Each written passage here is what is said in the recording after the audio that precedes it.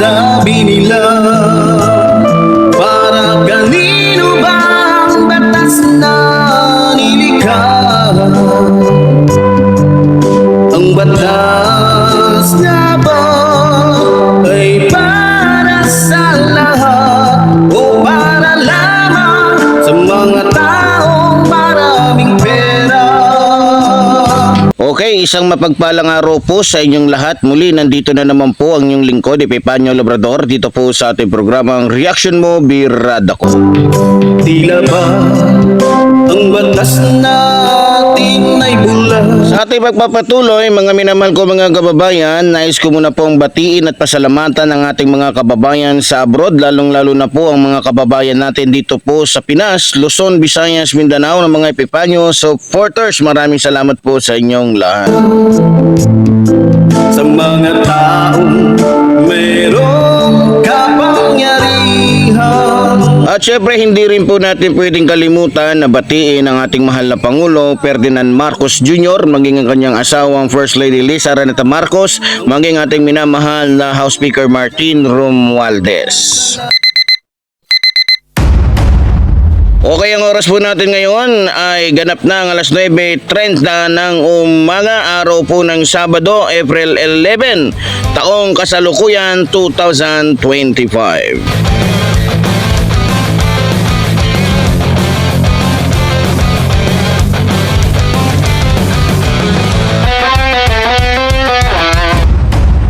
Okay, this morning, the focus of our discussion today, this is about Aimee Lacson insult to Police Major General Torre, where Aimee Lacson criticized the increase in rank of Police Major General Torre. Pero bago po tayo magbigay ng ating reaksyon o maglabas ng ating birada, panoorin muna po natin itong video na bibigyan po natin ng matinding, kumbaga, talagang banat. Dahil naalala ko, inaresto po ninyo si Pastor Kibuloy, August 24, tapos na-promote kayo. Pero by the way, congratulations, na-promote pala kayo. Wala pang isang buwan, na-promote kayo ulit. So yan, nakita nyo naman mga minamahal ko mga kababayan, ano? Sa video pong ito, nabanggit po ni Aimee Marcos o Aimee Lacson yung tungkol po sa pag-aresto nito ni Police Major General Torre dito po kay Kibuloy. And after this, Aimee Lacson also mentioned that General Torre's rank had increased. If I'm not mistaken, noong tinutugis po ni General Torre itong si Kibuloy, kung di ako nagkakamali, ang rango po niya noon ay full-fledged colonel. Kasi merong senior superintendent. Yung senior superintendent parang dalawa yata yung flower. Pagka full-fledged colonel na, yun yung tatlo na. So yun ay papunta na sa first brigadier general. Now, when he caught this Kibuloy, he was given a spot promotion. Dahil kung titignan po natin mga kababayan, hindi po basta-basta yung kanyang naging karanasan o kanyang mga naging trabaho noong panahon po na hinuhuli niya po itong si Kibuloy. Saksi po tayong lahat dyan. Sa totoo lang mga kababayan, maliban po na binabatikos po siya ng mga miyembro ni Kibuloy, nandoon na po yung mga pagbabanta ng mga politikong katulad po ng anak ni Rodrigo Roa Duterte na si Basti Duterte at iba pa. So kung ako po ang tatanungin ninyo, nararapat lamang po na bigyan po talaga siya ng parangal o spot promotion. Kung pwede nga gawin agad na 3-star general dahil sa kagitingan na kanyang ginawa. Hindi mapapantayan ng salapi yung kanyang kagitingan. Tandaan nyo po, yan po yung tunay na bayani. Ba't ko po nasabi? Alam nyo po, sa panahon ngayon, maging makatotohanan lang po tayo. Magmula po sa patrolman, pataas, major, captain, pataas na rango. Karamihan po sa pulis ngayon, nababayaran ho. Natatapatan po ng pera. Alam nyo, sa totoo lang, malaki po ang alok ng kampo ni Kibuloy o ng mga Duterte dito kay General Torre. Alam nyo, kung magiging practical lang at kung iniisip lang ni General Torre yung kanyang sarili, pwede siyang tumanggap ng malaking pera. Bilyong-bilyong pera. Pero hindi niya pinagpalit yon. Hindi niya makakain sa totoo lang yung medalya niya. Hindi mapapakinabangan ng pamilya niya yung medalya niya. Pero mas pinili niya yung karangalan kaysa sa pera. Yan po ang katotohanan. Kaya ako nasabi na bayani ito. Ito yung maituturing natin na bayani dahil mas inisip niya yung kapakanan ng mga mahihirap na inapi ng isang tao mapagpanggap na Diyos kaysa magpakasasa sa pera na mula sa kawalangyaan at katarantaduhan, kahayupan, kademonyuhan ng isang taong kailangan managot sa kanyang mga kasalanan.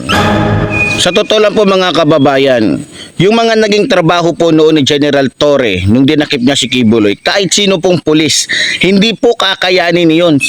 Hindi kakayanin yung ganong klaseng sitwasyon. Mahirap po. Pero dahil nga po sa tawag ng kanyang tungkulin, ginawa po niya yung lahat. Ginawa niya yung lahat. Ginawa niya yung kanyang magagawa sa ngalan po ng katarungan o batas.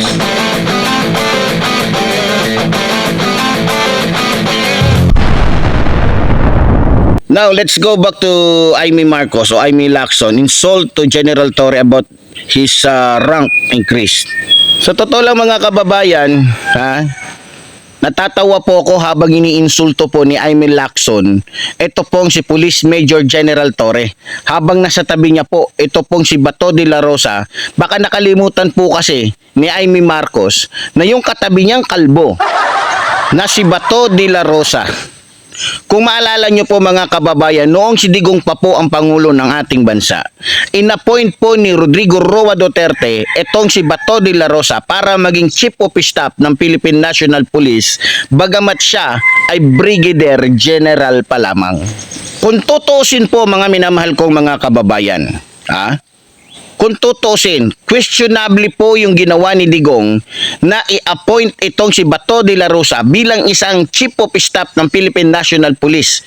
Bagamat mayroong mas matataas pang opisyal kaysa kay Bato de la Rosa ng mga panahon na yon. Isa na dyan sila Bayalde, hindi ako nagkakamali. Sila Eliazar, diba? Baliktad, si Eliazar yung nahuli. Ngayon, bakit ko po nasabing questionable? Noong mga panahon po kasi na yon, wala pa pong nagagawang trabaho itong si Bato de la Rosa para bigyan siya ng ganong kataas na ranggo. Tama? Wala pa siyang nagagawa. Binigyan ng pinakamataas na spot promotion ni Rodrigo Roa Duterte itong si Bato de la Rosa bagamat wala pa siyang nagagawang anuman. Kaya kung ako po ang inyong tatanungin, yung ginagawa pong hearing dyan sa Senado ni Amy Marcos o ni Amy Lacson, yan po ay may halong pang-iinsulto, paninira at pamumulitika. Malinaw po yan para sa paningin ng lahat. Biro nyo mga kababayan napansin ni Amy Marcos yung pagbilis ng ranggo ni General Torre. Bagamat alam niya na kaya tumaas ang ranggo nito dahil sa sipag at dedikasyon nito sa kanyang trabaho, hindi tulad ni Bato de la Rosa, sobrang taas agad ng ranggo na binigay sa kanya na wala pa siyang napapatunayan o nagagawa man lamang. Pero ganun pa man mga minamahal ko mga kababayan, okay lang kasi total siguro nga dahil Brigadier General naman siya, pero sa totoo lang kung isipin nyo, pagka ikaw ay magi-schooling talaga, dadaan ka sa matinding pagsubok dyan. Dadaan ka sa matinding pag-aaral para maging karapat-dapat ka. Pero ito, diretso na. Pero ganun pa man, dahil si Digong nga ang kanyang Pangulo, so kung hindi po din ako nagkakamali, kasama yung police brigadier na pwedeng i-appoint bilang chief of staff, lalong-lalo na kung isang pangulo yung nag-appoint sa kanya o nag-appoint dito. Pero ang pinag-uusapan po kasi natin dito yung pagbilis ng ranggo ni General Torre na itinatapat naman po natin sa pagbilis ng ranggo o sa bilis ng ranggo na ibinigay dito kay Bato de la Rosa. Pero sa totoo lang mga kababayan, Nung inappoint po ni Digongyo itong si Bato bilang isang Chief of Staff ng Philippine National Police, marami pong mga matataas na ranggo sa kapulisan natin ang nadismaya o matataas sa kanya ang talagang nadismaya po dahil alam nila kung ano yung kapasidad nitong ni Bato de la Rosa. Pero dahil nga siya ay dikit dito kay Digong, wala tayong magagawa o wala silang magagawa doon. Pero kung di po ako nagkakamali mga kababayan, ayon po sa aking natatandaan para lang ho sa lahat. Kung di ako nagkakamali, para maging hepe ka ng pambansang pulisya ng Philippine National Police o PNP, ang isang batayan po nila dyan, yung isang nila dyan, kailangan yung isang opisyal ay dapat nominado ng National Police Commission o NAPOLCOM. At pagkatapos ay pwede rin yung yung kung hindi NAPOLCOM yung mag-ano sa kanya, pwede rin yung Pangulo ng Pilipinas. Yan po yung aking pagkakaalam. At kung di po ako nagkakamali, ayon po sa aking pagkakatanda, napapailalim po kasi sa commission ng o sa konfirmasyon ng commission on appointment, ang Pangulo ay dapat pumili mula sa pinakamatatandang matataas ang rango, ibig sabihin, at mga kwalipikadong opisyal. So, yon na ang pinakamababang kung di ako nagkakamali, pinakamababang katanggap-tanggap para sa NAPOLCOM o sa presidente yung ranggong Police Brigadier General. So siguro para kay Duterte kwalipikado si Bato de la Rosa, kaya bagamat Brigadier General inappoint niya. Ganun lang kadali yun, ganun lang kasimple yun. So ngayon ibaling po natin yung ating reaksyon dito po kay Amy Lacson. No? So, alam mo, Amy Lacson, hiyang-hiya naman kami sa'yo, no? Ha? Hiyang-hiya kami sa'yo. Ikaw nga nagtataka ang mga Pilipino paano ka naging senador, gayong isa kang traidor. Pero kung sa bagay, marami ka namang pera, di ba? Pera na pinambabayad mo sa mga butanteng tanga na napapaboto mo dahil sa pera mo. Kinukutya mo si General Torre na nagkaroon siya ng mataas na ranggo para lang malaman mo Amy Marcos, karapatan niya yun dahil sumusunod siya at gumaganap siya sa kanyang trabaho na walang pag-aalinlangan at walang pagtatraidor sa bansang ito. Hindi katulad mo na ang pinaglilingkuran mo ay iisang tao lamang katulad ni Rodrigo Roa Duterte at hindi ang mga Pilipino. Nakakahiya ka, Amy Lacson. Ha? Ang lakas mong mang-insulto sa tao. At least si General Torre, kung ano man ang kanyang naabot ngayon, yan ay dahil sa kanyang pagsisikap, iyan ay dahil sa kanyang pagsunod sa batas. Hindi katulad mo, nagkaroon ka ng kapangyarihan dahil sa pera, hindi dahil sa gusto ka ng mga Pilipino. Alam mo, Amy Marcos o Amy Lacson, kung kami ang tatanungin mo, kung ang mga Pilipino ang tatanungin mo, mas mabuti pang magtinda ka na lang ng lantang gulay doon sa palengke. Ha? Kasi naaasiwa na yung mga Pilipino sa pagmumukha mo. Ha? Naaasiwa na ang mga Pilipino at ayaw na ng mga Pilipino na makita pa yung pagmumukha mo dyan sa Senado dahil isa kang trapo. Ang kapal ng apog mo, Amy Lacson. Ha? Ang kapal ng mukha mo mang-insulto sa iba. Ikaw nga halos magtatatlong taong ka ng senador sa bansang ito. May nagawa ka ba? Anong proyekto ang nagawa mo o may pagmamalaki mo sa mga Pilipino? Wala, di ba? Dahil yung pera na binibigay sa'yo para sa budget, na mga proyekto mo, binubulsa mo, iniipon mo, para pagdating ng panahon ng eleksyon, may pambili ka na naman ng boto. Kaya wala kang karapatan na mang-insulto, wala kang karapatan na magsalita o magtanong tungkol sa ranggo ng isang tao kung siya na may karapat dapat. Wala kang karapatan dahil isa kang trapo. Sa totoo lang, Amy Marcos, mas may itsura pa yung doormat kaysa sa pagmumukha mo. Kung hindi ka lang mayaman, yung itsura mo na yan, kung wala ka lang pera, wala kang pampaganda sa mukha mo, mukha ka talagang mangkukulam, mukha kang kontrabida o mukha kang kontrabida sa pelikula ni Cinderella. Ang lakas mo manglait, ang lakas mo mang-insulto. Ayusin mo muna yung baba mo.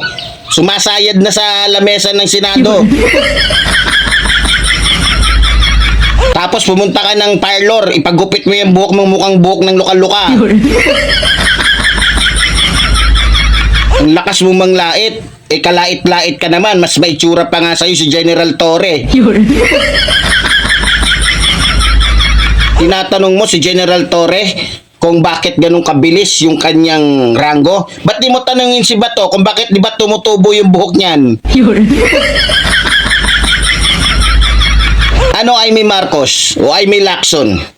Masarap bang pakinggan kapag nilalait ka? Ha?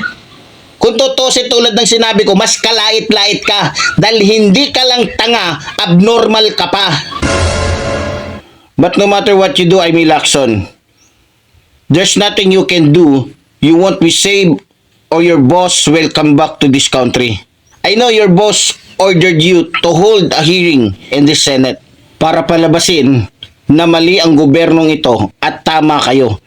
Para palabasin na kayo ang api at inaapi ng gobernong ito. Kung ako sa'yo ay may Lacson, umuwi ka na lang sa bahay ninyo. Ha? At huwag ka nang mag-stay dyan sa Senado. Ang pangit mo eh. Bantayan mo na lang yung kabit mo. Ha? Bantayan mo na lang yung asawa-asawa mo na inago mo sa ibang babae.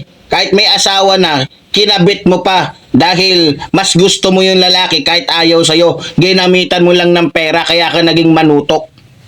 Ngayon bago po tayo pansamantalang mamaalam dito po sa ating programa, gusto ko po munang magpaabot ng mensahe kay General Torre. But first of all, I want to inform you, General Torre, of the gratitude of our countrymen for your bravery and your loyalty to this country. All I can say to you, General Torre, it's that Filipinos know that you are an honest police officer who is only fulfilling your duty. So, in every test that comes your way as honest police officer, you can count on us to be here ready to support you. I know you are a strong person and you are a smart police officer, kaya ang masasabi ko po, laban lang. Laban lang, huwag kang susuko, nasa likod mo ang mga Pilipino, alam ng lahat na tama at totoo ang pinaglalaban mo.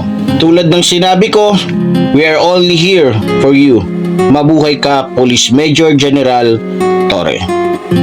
So, sa ating mga kababayan, maraming salamat po sa inyong lahat. Muli po, tulad po rin sinasabi ng inyong lingkod, mabuhay po ang ating ng bayan, mabuhay po nagmamahal sa ating ng bayan. Maraming salamat po.